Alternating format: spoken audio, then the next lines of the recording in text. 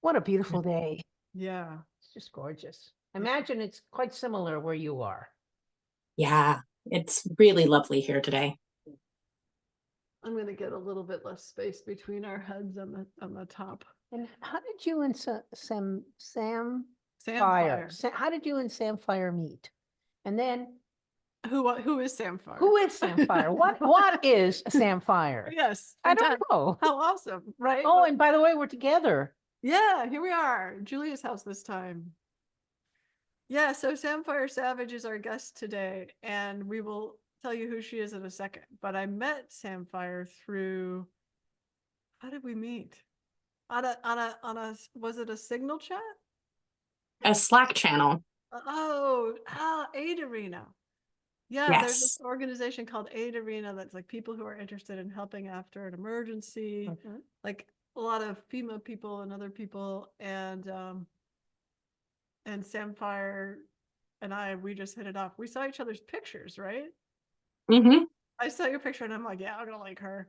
And she saw mine and she's like, yeah, I'm gonna like her. And we started talking about precognition and intuition and using intuitive forecasting and right.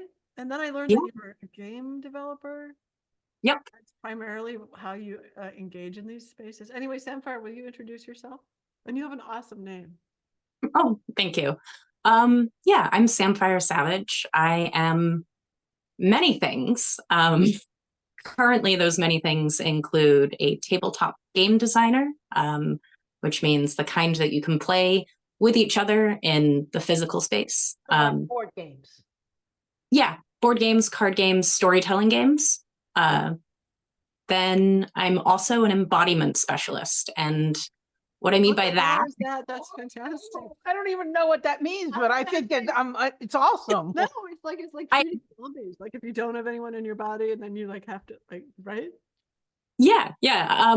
I've actually come up with that term because I've noticed that everybody is using the word somatic everywhere currently, so much so that it's lost its meaning. I've done work around embodiment throughout my career, whether it's been thinking about how we exist in our body, studying things like dissociation and how we come back to our bodies, or working with modalities with clients that involve them tuning into their bodies as either a form of trauma healing or self-regulation or connecting with others. And as an educator in community spaces, I always bring people into the body first. So I incorporate that into game design principles too. The fact that touch is so important.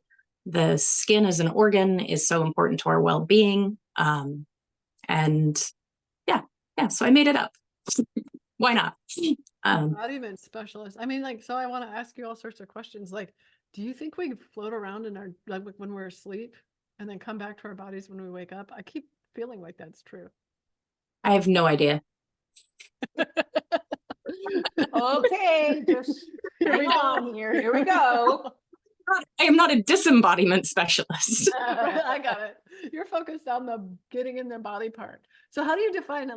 Like for those of us, so I'm in the world where for the last 15, 20 years, I know exactly what you're talking about because I hang out with like human potential and new age weirdos who totally know what you're talking about. But for people who are super practical and think that that sounds insane that you might not be in your body, can you describe what you're talking about? Sure. So almost all of us at some point are not in our body. We sort of are constantly leaving, actually. Our bodies are always in the here and now. I explain it sort of like our bodies are like little puppies that are just like, and now, and now, and now. And our minds are constantly thinking and planning and going somewhere else, thinking about the past, they're thinking about the future, they're thinking about what we might have for dinner, whether we liked what we had for breakfast. And so almost everyone's had the experience, if they're driving in a car, of suddenly being like, whoa, how did I get here? Right? Or just noticing time passing and not realizing it's past. Out of it or unconscious, we call it, right? Mm-hmm. Right. Yeah, out of it. Not aware. When it becomes problematic in a diagnosable way, we call it dissociation. But dissociation researchers have noticed that everybody dissociates. Everybody leaves their body to some extent or loses awareness of their body. And our body is such a beautiful tool for everything. We're walking around in these wonderful sacks of meat and water that are giving us so many inputs all the time. And we also live in a world that's full of sensory bombardment. So learning how to be in the body in a way that feels safe, good, pleasurable is actually really hard in the modern era. Even the phone, right, are constantly trying to take us away from ourselves. Oh yeah, I remember reading a study about how when people project themselves, like their attention is on something outside themselves, like an avatar or something. This study is about 15 or 17 years old, how their body temperature would drop as if they're literally not occupying their body. Oh, well, you Right. know, when the Second Yeah. Life came out, I don't know, 15 years ago, something like that. I remember I've always been on the cutting edge of technology adaptation for intelligence community agencies, which does not really make me very cutting edge, but that's always where I was. And so Second Life came out and I got a Second Life persona and I pursued it for, I don't know, 6 months or a year. But like when my little avatar was dancing, because you'll be shocked. I like to go to the dance parties in Second Life. When my little avatar was dancing, I felt like I was getting exercise. I mean, I felt like I was there getting involved in the physical activity. Yeah, it embodied your attention and your intention. And right. so, but people, I mean, so you talked about trauma. When people use disembodiment, as you're calling it, or disassociation as a defense, right? I mean, I know this because when I was a kid, I saw it happen with people in my family during trauma and myself. And so it's a very helpful adaptive defense. Like, I'm not really here. This is not happening to me. I'm not going to be here in my body. But then there's the healing part where you need to go back and kind of retrieve yourself and go back in your body and feel safe again. Do you work on that? Do you make games related to that? Or is that different from your game? And are you a clinical psychologist? Help us understand.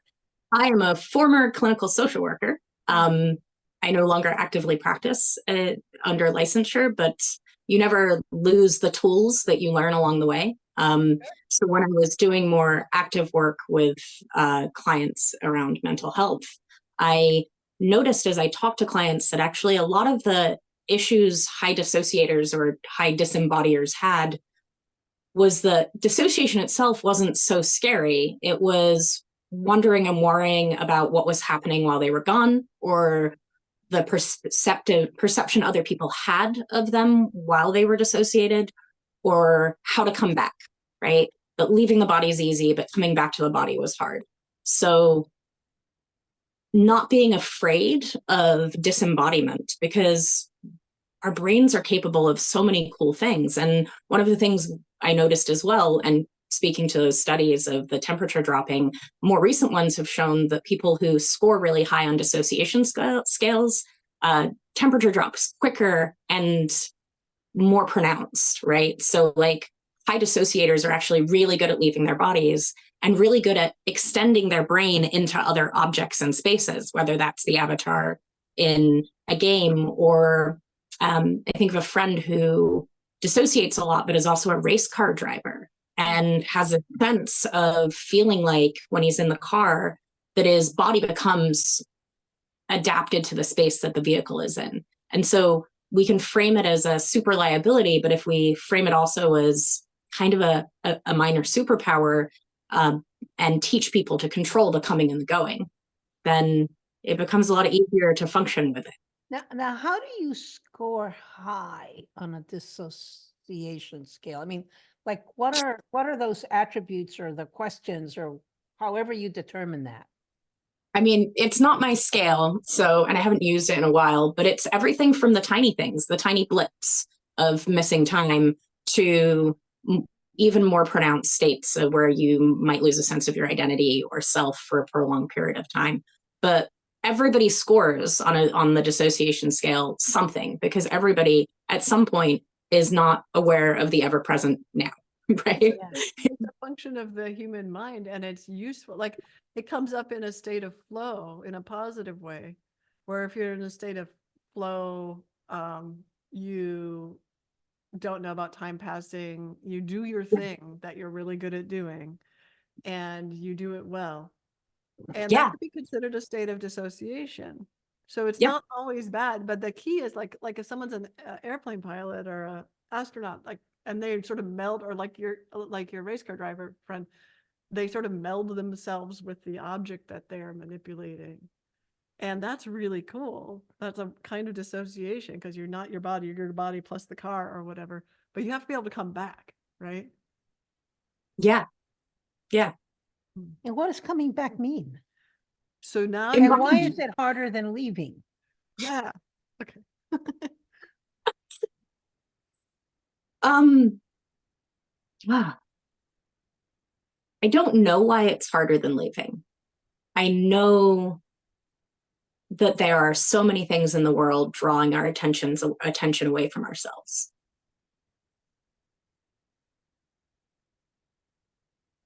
And that a lot of the tools we've adopted to bring attention to the now, which is a really popular thing, right? Mindfulness and all of these things, don't really work well if you have any sort of trauma, which in the frameworks that I've learned, trauma is anything that's too much too soon without adequate support. So like everyone, right? And learning how to, and we're not given the tools when we're young to learn how to pilot our own bodies as if our body was a vehicle that's moving us around, which it is.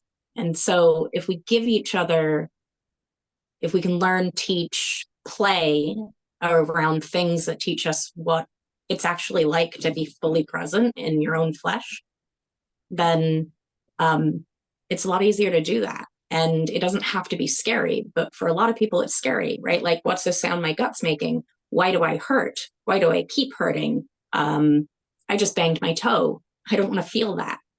I don't want to feel that is really easy when feeling is a lot. So learning how to feel and it not feel like a lot. Yeah.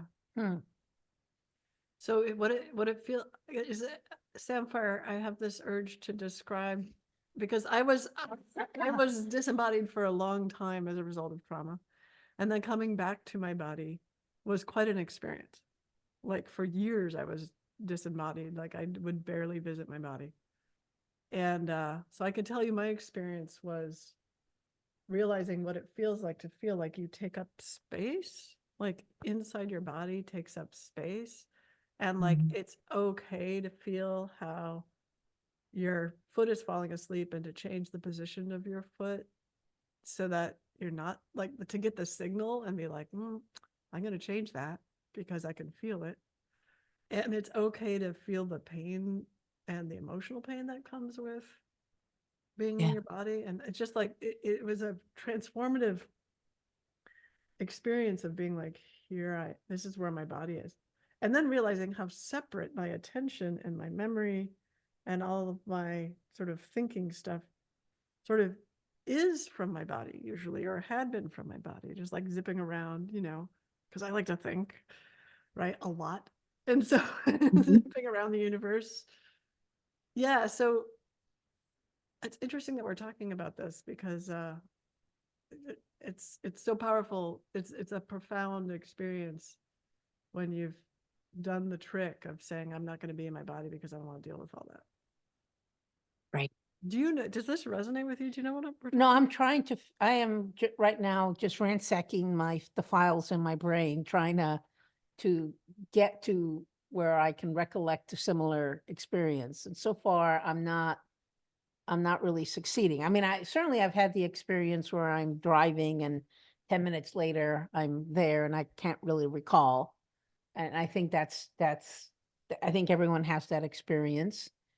But I can't really, I can't really connect to this idea of not feeling like I'm inhabiting my body for a long time. I was thinking about pickleball because I love to play. And I think one of the things that adults really tragically lose, most of them anyway, as they grow up, is they lose the ability to play. And one of the wonderful things about playing is that during those 2 hours when I'm playing pickleball, I am rarely, nothing else enters my mind. Mm-hmm.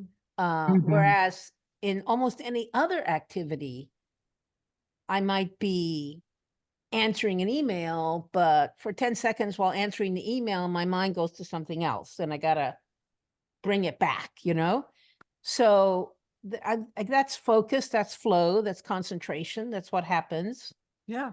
But so I have, I have a strong feelings of being very present to what my body is doing, pickleball, but I don't have feelings of leaving my body. But Carmen, you're an unusual case. Well, I mean, yes, that's perhaps true. That's, I think, why one of the, where, so if we had an episode where we were talking about where does your power come from? Because you are always shocked that people think that you're influential. And Yes. yeah, you're shocked by that. But you have this personal power, I would call it. And I think it comes from being incredibly skilled at and used to inhabiting your body. You're very grounded. And so I think that's actually what people are feeling. So when you're ransacking your memory, it's because it has not happened to you that you're floating away for years. Yeah. No. I just don't see it. No. Yeah. Yeah. Which is a kind of power of being sort of rooted in your body that is, people see that. It's like one of the first, I'm drooling. It's one of the first things they see about you, it's really profound. I don't know, Samphire, do you have a sense of that? I have a sense of that with Carmen. Yeah, even through the screen, I have that sense of Carmen. Yeah. Yeah. You're rooted to the ground. I am. Yes. Well, that reminds me, actually, when I was at Deloitte, I was giving advice to young kids starting out. I was sort of a mentor to them. And so we were practicing their briefing skills. And a lot of people just walk around when they talk in public. And they go back and forth and back and forth. And it kind of makes you dizzy. And this one guy it was just extreme. It was completely distracting. Matt. So I said, Matt, when you go up to stage, think tree trunk. You are a tree trunk. Plant yourself and stop walking. And it was like, whoa, but I think the image helped him. Yeah. To be a tree trunk. That's a grounding exercise. Yeah. Yeah. I bet you don't even go away when you sleep. I bet you're like, when you sleep, you're like, I cannot speak to that. No one can. That's the amazing thing about sleep. Well, Samphire, what do you do to help people get, you're not a clinical social worker anymore. Do you put this kind of stuff into your games? I think that any game that you play in the real world has what we would call a somatic component, one that you can touch and feel. And I think a lot about the actions that people are doing in the game and how that relates to the story of the game and the creative places we want to take them. So do we ask people to stop and think about a thing before they make a move? How many cards are you taking up? And then what do you do with them? Those kind of things, absolutely. It deeply informs the way I design things. Game design is design, right? It's thinking about how to move people through an experience given a set of constraints. And design has been a big part of my life and my career, thinking about how to bring people into spaces and experience something, how to make those spaces feel safe enough so that they become containers for creativity and play. Can you give us an example of a community or group that you could talk about that you did this for, and what kind of game you did? I want to. So do you want me to talk about a game or a community that I've created a container for, or both? Yeah, whatever comes out of your mouth is probably good. Oh, choices.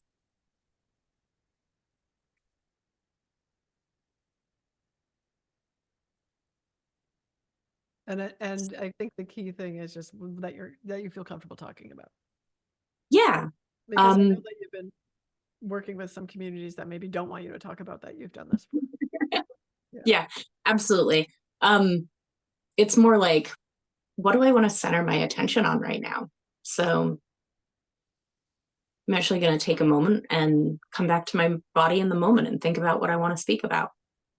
How embodiment specialist of you.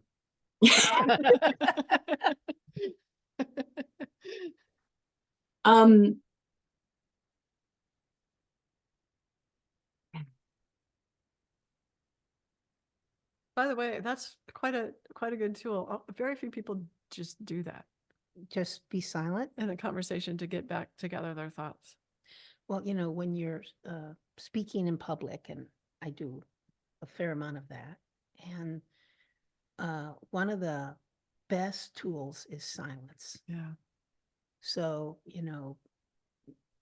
standing still, like one of the best things to do when you start your talk is don't start talking immediately. So you gather the attention in the room. So everybody's like, oh, what's going to happen? Build the suspense. Yeah. So that's if you're a tree trunk, you could do that. Yeah, if you gotta be a tree trunk.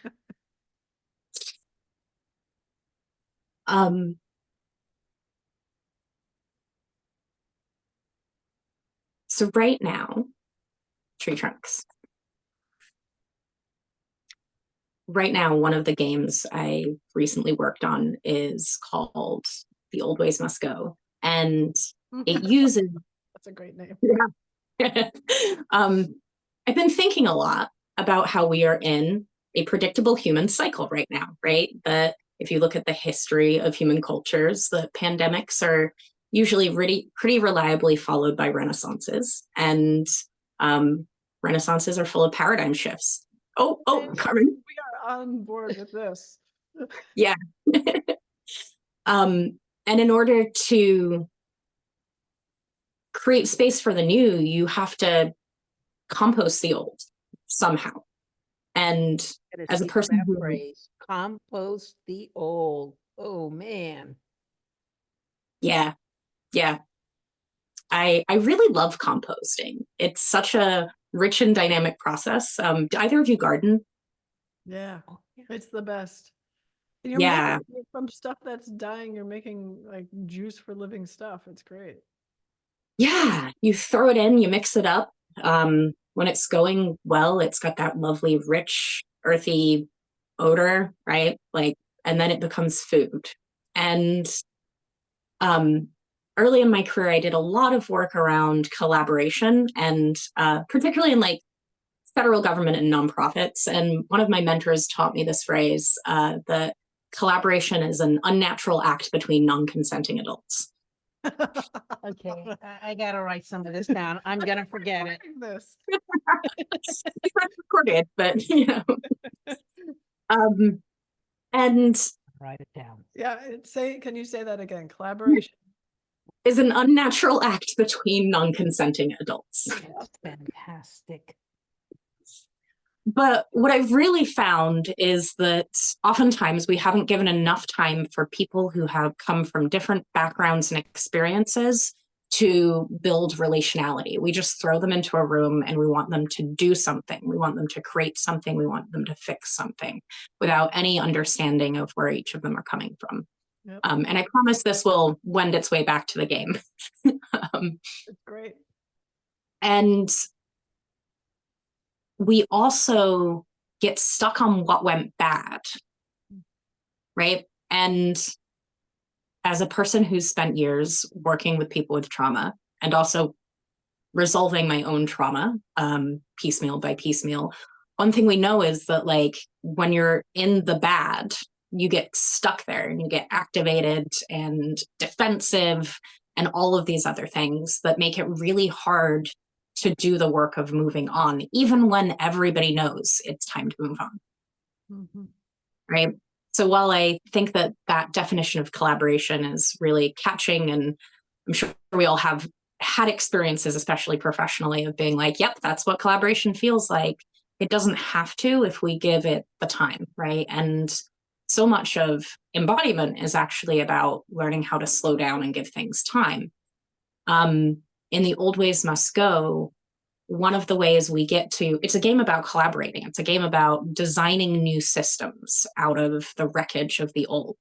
And the way the game does this is twofold. We have constraints, which are important. If you give people all the possibilities in the world, then we come up with some wonderful brainstormed ideas, but not maybe something functional. And the constraint of tarot cards is really fun. Yeah, I came to tarot through Jungian studies and my communities that I practice with around that. So for me, they're this beautiful image-based way of getting to think without words, right? They're complex pictures that tell story arcs, Taps right? into the intuition. Yep, it goes right into the intuition. Yep. And right now, there are thousands, tens of thousands of different tarot decks out there. Tarot is in an explosion. And all of my friends have probably at least 3 to 5 decks. So I also wanted to give them something they could use their decks for, right? I'm like, you've collected all these pretty pictures. And so the game uses those cards, and it also uses this idea that we can talk about something that's gone wrong without actually talking about it. So players bring an experience that has been bad for them to the game, but they only imagine it. And then they use a card to tell the rest of the table a piece of what went wrong, right? No detail. Right. The whole thing, they're not bleeding out on the table. Yep.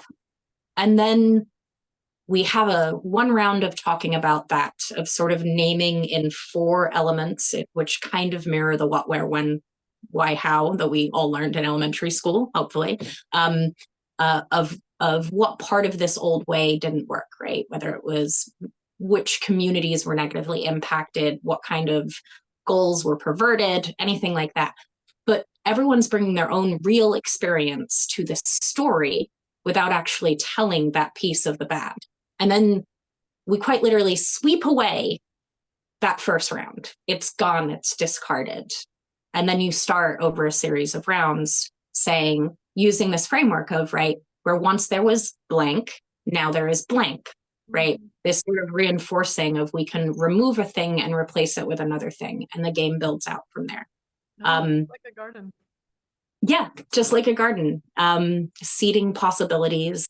It's been really fantastic watching friends and other people play test it. Some people have gone home and said, I want to create a new morning ritual about beauty that isn't about like skincare and products, but really about sensing with myself. And other people have actually taken, for one of our play tests, we brought people who had all been part of the same negative experience together. And it became a really beautiful 3-hour sort of debrief of the experience that they went through and what they could take away from it, even though the actual thing was no more. And some people just have been like, I'm writing stories about the thing that we created in this game. It's been really interesting seeing how people have taken the framework and made it their own, which is really important to learning as well. So I design games that have a purpose, but I don't design educational games, because I think in the educational games world, people focus too much on starting with, I want people to learn a thing, and then make a mediocre game. Whereas if you just make a good game and let it be who you are, if you feed it all of the things that make up who you are as a person, and let people collaborate on making it, which is how all good creativity works, right? Is through collaboration. We don't our brains are wired to sort of work with our trusted peers to get along and figure things out. Then a good game made by a good person will be good, right? and we'll keep good things. Couple things. I'm very excited about this because I love it. I'll let you go first. That's Oh, sort you of go. why I looked at you, because I Okay. got things to say, but okay, who's we're gonna, both excited. who's gonna say them first, Right. right? Two things. One, I've long been, whenever I'm involved with an organization that feels like it's like dead, like they're existing just to keep the organization alive. I've said to leadership, you need to have a funeral for the organization, then you can have a birthing party for the new organization that's going to come up. But you have to acknowledge the past and have the funeral before that happens. No one's ever taken me up on it. This game actually concretizes that. Yeah, and exactly. Yeah, and two, we've got to find a way to help you do this for the intelligence community, for which in which everyone I've talked to, I'm outside this community, but starting to get more inside of it just as an observer. Everyone I talk to is traumatized, except for Carmen.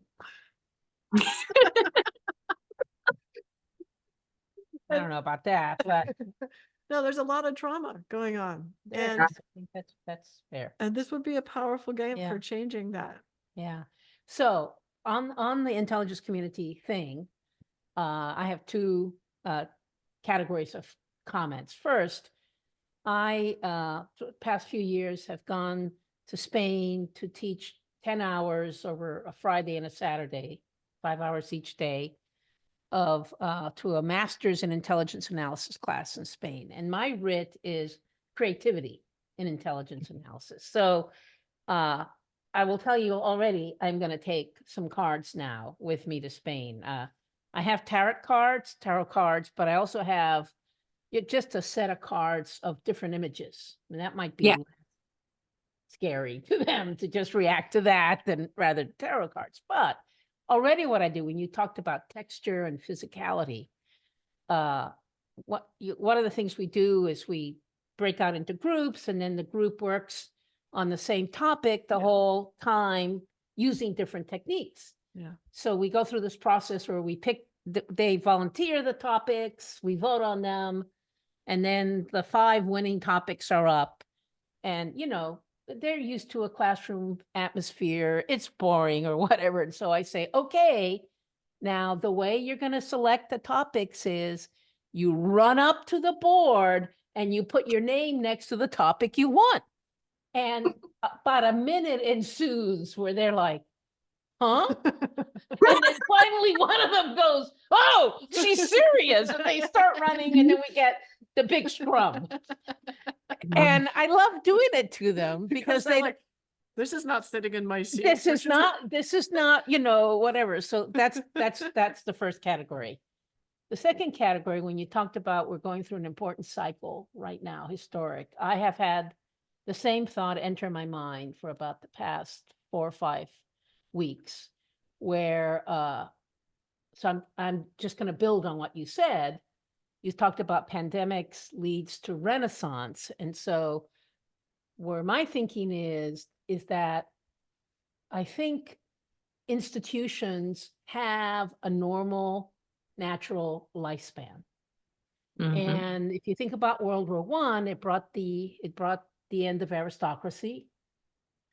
World War II created an entire new international economic system. I know this is wonky, but this is who I am. And we just keep asking, here we are, 75 years after World War II ended, and we're pretending that all these institutions that we created are still healthy. And they are all chances. What are they? And they are almost all under deathbed. And so we have to recognize that they're dead. Unfortunately, what happens because of human nature, we can't seem to recognize that something needs to pass and be composted until we get a lot of trauma associated with dealing with the broken institutions. Well, that And, has to do with, that's interestingly, and that so has to do with, sorry. that's it. That's my contribution. But then interestingly, that brings us full circle to disembodiment, because that has to do with people basically merging with the institution as their identity. Yes. I am the CIA. Yes. I am, you know, Right, Newtonian physics. right. And so they're leaving their, so they will literally feel that they will die if this thing Exactly, that is them exactly. dies. And so this Mhm. embodiment piece is so about getting people to like, What hey, was I reading? we Where can was I change. reading this? That it's maybe I was hearing it. It's very bad when you let a fact be your identity. yeah, Now, where was I Mhm. reading it? I'm gonna have to find, I we don't, were talking about, I think maybe that was in the something last I was Pandas or reading, something. you know, when you let it, no, it wasn't in the last Panda, but when you let a fact be your identity, it's very limiting, Yeah, right? yeah. When you let Yeah. anything else but your identity be your identity. Exactly, exactly. Turns out these identities are really powerful if we allow ourselves to have them. I have to figure out where I read that. Okay. That was fantastic. Two thumbs up. Two four thumbs up. over I here. loved everything about that. Yeah, me too. So I want to find Um, a way to help you make that game happen. well, it is, It is happening, I think. that game is happening. That's it was successfully funded on Kickstarter, and we're in final edits for publication. And there is a pre-order page if people want to get the game outside of the And how do Kickstarter people find backing. you on How Kickstarter? do people find Yeah. that? So they'll actually find it at GalileoGames.com. Yeah, just Okay. send us some of these Yeah. links Stick and it we'll in the put them show in the notes. show notes. Yeah, Yep. yeah. Whatever you Absolutely. want us to know. Yeah, Yeah, it's awesome. awesome. All I right, think- where do you want to go with this? Like, what's your vision? With the game, with my life, I with don't know. this, I don't know. Whatever comes out of your mouth. um, I don't know. I'm thinking a lot lately about technology and embodiment. And I've noticed that a lot of my peers are afraid, right? And I feel like any technology brings fear. I remember reading once that like the advent of the paperback book caused a whole ruckus, and we thought that just everyone was going to go wild and, you know, do crazy things. So It happened. See? yeah, be a student of human history, there's some really beautiful cycles that happen, and if you just pay attention, you see we're in them. And actually, to the pandemic thing, like not even renaissances.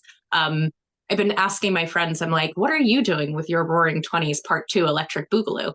Right? Like we're in the 20s all over again. Like this is the time for art and play and science and things we call magic, right? And I think that it's really easy for the more for people to want to resist and be like, well, you know, humans, right? But if technology is part of our creative legacy, and I see no separation between being deeply into the idea of embodiment, but also deeply into the idea that technology supports us and relationship with technology and thinking about how those things come together. Yeah, I knew you'd meditate on it for that we have a chance to really create anything and to imagine and seed so many possible futures right now. I have reluctantly agreed to writing a book about this. So that's like another thing that I'm happy to talk more about if you're interested. I'm also working on another game that I think that both of you would be really interested in as well. So dealer's choice. All right, we got, just based on our previous timeline, about 5 minutes here, so. So yeah, actually we should make it your choice. Yes, And also, I don't think we can dance today because of the setup of the microphone. yes. It makes it really hard. Because Oh, how sad. You can't what? Oh, shit yeah, dancing. yeah, she clearly hasn't been watching our. Oh yeah, we got to get you to Okay. watch them all the way I've through. watched some. Yeah, well, at the end, Some about of 'em. 50% of the time, maybe, Yeah. we pick a song, everyone, but then we put ourselves on mute so that we don't violate YouTube copyright, and then we move around, at least in my case, awkwardly. So it's Dancing. dancing. Oh, I love that so much. So All we right. could do that, but we would share dance, which you would prefer. We would what? Share dance. Like we were Oh, just oh, doing. okay. We could do share dance. But I still want to hear about the other game, actually, that in terms a- of, in terms of our time. I would like to hear what about this other game, because I love the concept of games in general as a way of learning and growing. All right, let's hear about the other game, but we'll Yeah. share dance while you're telling us about it. And I you can love. do. Is this a chair dance? If we're doing it in a chair at the same time? Yes, it's a It's dance. It's a shared. Like share. Amazing. Yeah.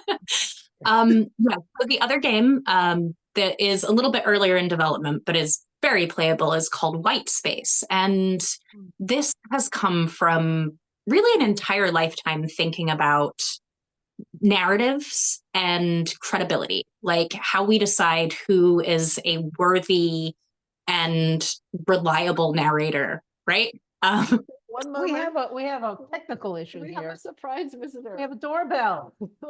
We may have to just edit it out, but we'll see, or it can become part of the show.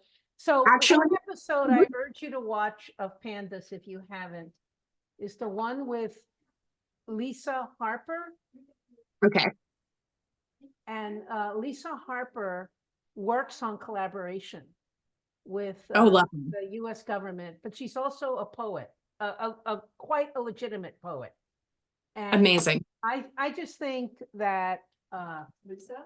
I'm just recommending that she watch Lisa's Yeah. I was just gonna episode, say and as Lisa. soon as this goes live, it's like Lisa Harper, right? Parker. Parker. Lisa Parker. I know Lisa Parker, and these two names are totally Yeah. messing me up. And But I don't know any other Lisas. so yeah, help. Lisa Parker. Yeah. But anyway, so back to the game that White Space. Yeah. So white space refers to the concept in writing, right? That the words are the black space on the page and the things around the words, right? White space also talks to issues of intersectionality around identity, because of how we project our biases about who's a credible narrator based on our position in the world and what we think is the norm. But in white space, and again, thematic components of games, I love it so much. You take a story, anyone, like one that when you print out is maybe like 4 to 5 pages. So a short story, a fairy tale, a news article, whatever. And you cut it up and you distribute it amongst the players. And the goal in this game, every player, the player, right, like the actual person at the beginning of the game, there is a conversation about your own personal privileges and position in culture, right? Like the kind of questions of who we would hold as credible kind of people, which usually is related to class and authority oftentimes, right? Like if you have people tend to trust medical professionals more. That might be changing, but the story uses then people get to use tools of the archive, right? And when I talk about the archive is the collection of human stories that get recorded and kept and printed and published versus the stories that are left out of the archive, which are oftentimes oral storytelling traditions.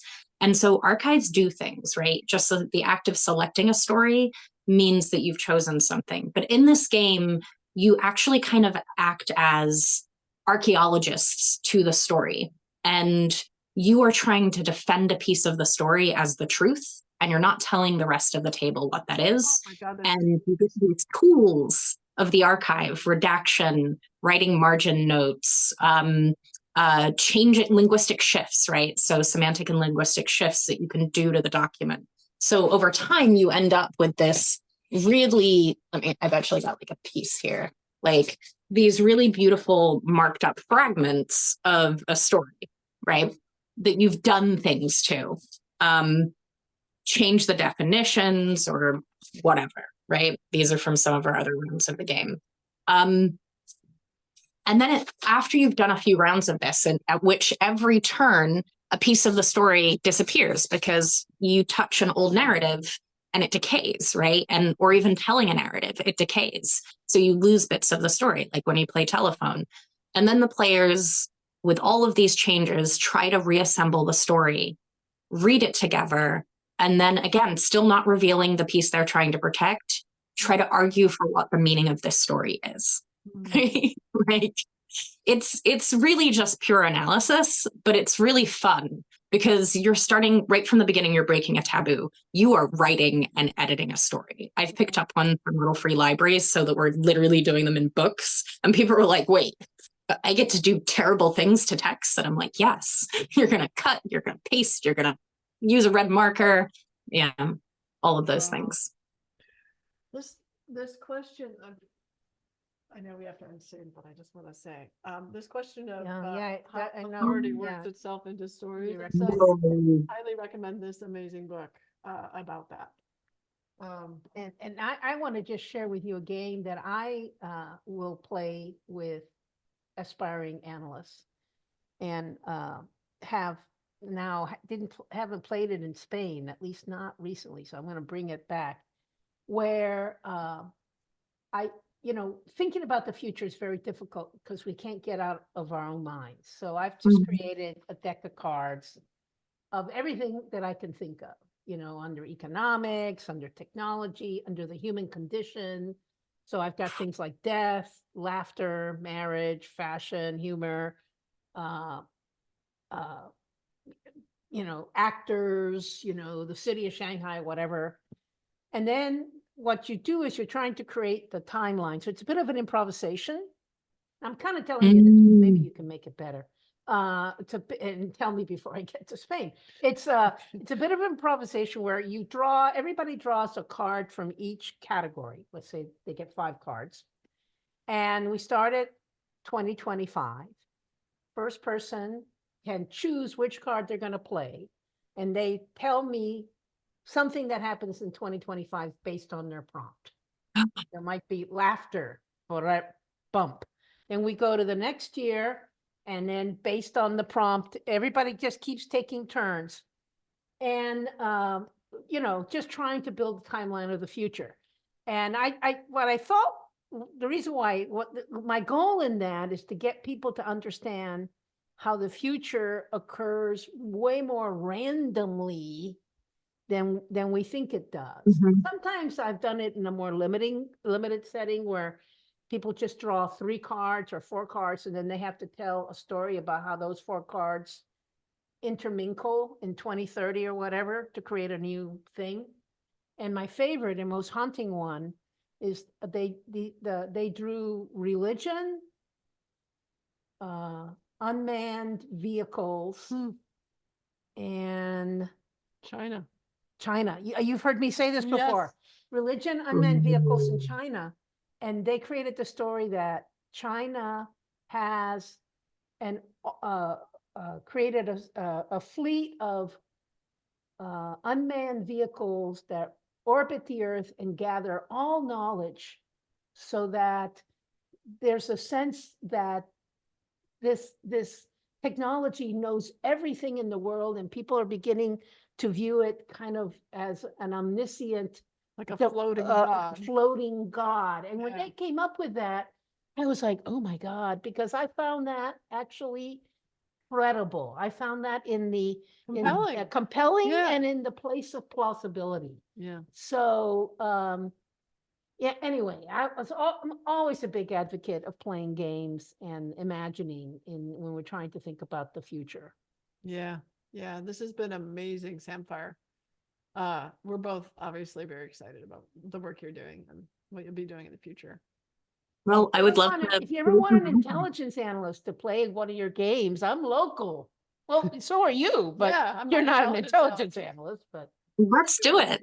And I would happily play your game too. I would and give feedback. Yeah, let's create great things together. Yeah, awesome. Sounds great. Thank you. Bye. Bye. Lots of love. That's just dance.